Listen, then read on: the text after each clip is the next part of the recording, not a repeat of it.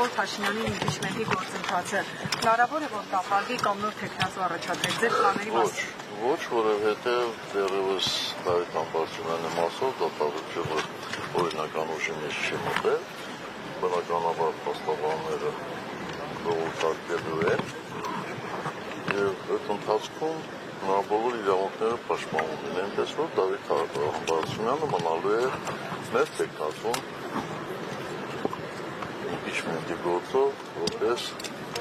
վարչապետի թեկնածու։ Պարոն Սարգսյան, դուք կարծում եք, որ Դավիթ Համբարձումյանին այդ գործընթացի պատճառով կալանավորեցին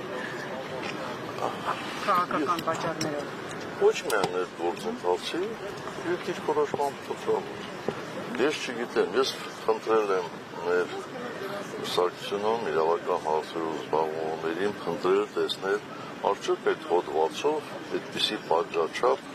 երբևէ կիրառել է, դեռևս ինձ պատասխան չեն տվել, որ կիրառվել է թե չէ, շատ դաժան որոշում են ուղղակի կայացրել, այն պարզ պատճառով, որպեսզի համաներումը որևէ ազդեցություն չունենա։ Պարոն Սարգսյան, ընտրություններին ամիսներ է անցել ընդամենը, մի քիչ կպատմեք ձեր պլանների մասին։